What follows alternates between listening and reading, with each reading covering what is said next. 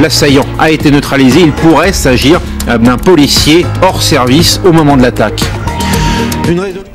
Il a donc succombé à ses blessures. L'ambassadeur de Russie en Turquie a été attaqué en milieu d'après-midi par un homme armé alors qu'il inaugurait une exposition à Ankara. On part tout de suite rejoindre notre correspondante en Russie, Elena Voloshin. Elena, la Russie confirme donc la mort de son ambassadeur Andrei Karlov.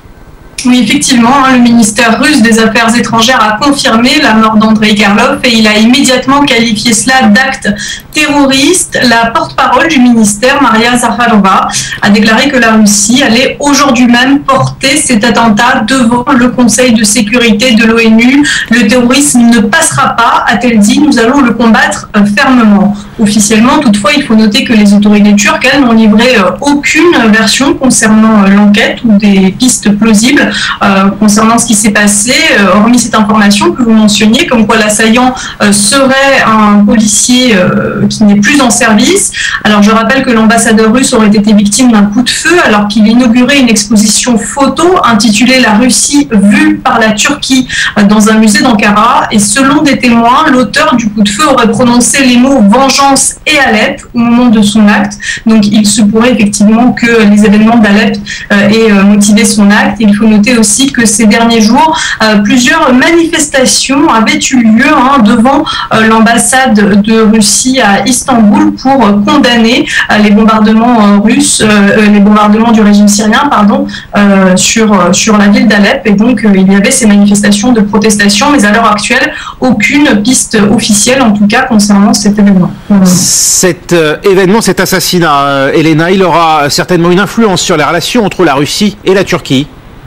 Alors pas nécessairement parce qu'encore une fois il n'y a aucune piste pour le moment concernant ce qui s'est passé. Ce qui est sûr, c'est que la Russie attend très certainement une réaction ferme de la Turquie, une condamnation ferme et une enquête qui serait rigoureuse, mais les relations russo-turques, elles, sont bien plus importantes pour le moment puisque depuis leur réconciliation en juin dernier, Vladimir Poutine et Recep Tayyip Erdogan ont relancé de très nombreux partenariats, aussi bien économiques que politiques, et le dossier brûlant du moment, c'est la Syrie. Je rappelle que la semaine dernière, c'est sous l'égide de la Russie et de la Turquie qu'on est parvenu à un cessez-le-feu à Alep, donc les négociations n'ont vraiment pas cessé. Il y a eu aussi ce corridor humanitaire établi à Alep pour l'évacuation des civils dans les quartiers tenus par les rebelles, et la Russie a maintes fois souligné le rôle joué par la Turquie dans ces négociations. Demain, il y aura encore des négociations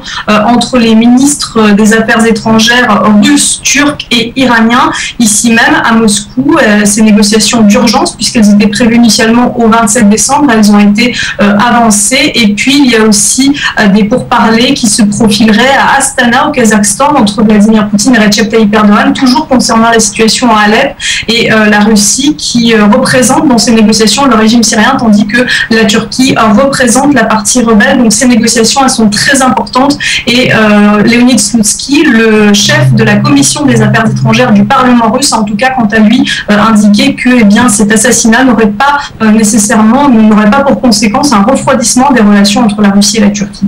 Merci Elena Voloshin avec nous en direct de Moscou.